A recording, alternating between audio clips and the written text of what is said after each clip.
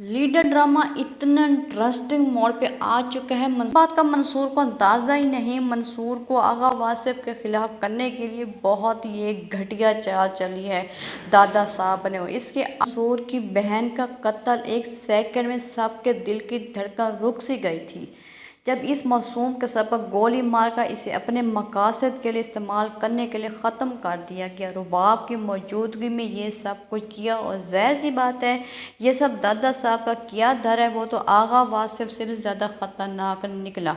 आगा वासिफ तो लोगों की ज़मीनों पर नाजायज़ कब्ज़ा करता है, लेकिन दादा साहब तो मासूमों की ज़िंदगियों से खेल रहा है। इस आदमियों ने जानबूझकर बस स्टैंड से उठाया था इस वक्त जब उसकी बहन आने वाली थी, जब उसने रुबाब को वहाँ भेजा शाहिदा को लेने और ये बात मुश्ताक के सामने हुई थी। यही प्लान दादा साहब का था। मंसूर गैर मौजूदगी की वजह से ही बहन को मार दिया गया। इल्ज़ाम लगा आगा वासिफ पे। वही रुबाब भी फंस गई। पुलिस वाला तो बहुत ही अच्छा था जिसने अपने हाथ धो लिए रिश्वत से। हर तरफ से रिश्वत का माल आ रहा है, लेकिन दिमाग की दाद देनी पड़ेगी इसकी किस तरह इसने आगा वासिफ को इस तमाम मामले से निकालने की तरकीब भी साथ साथ बता दी।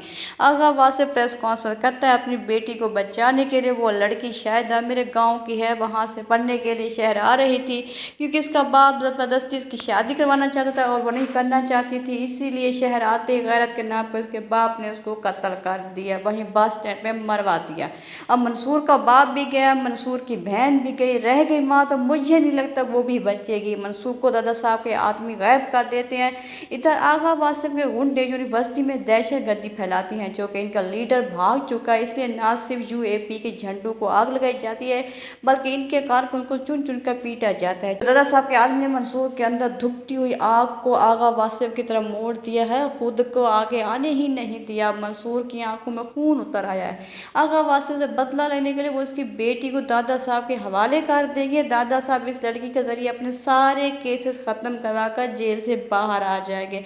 इनका मेन मकसद भी यही था। जब तक मंसूर को अंदाज़ा होगा वो किस दलदल में फंस चुका है, बहुत देर हो चुकी होगी।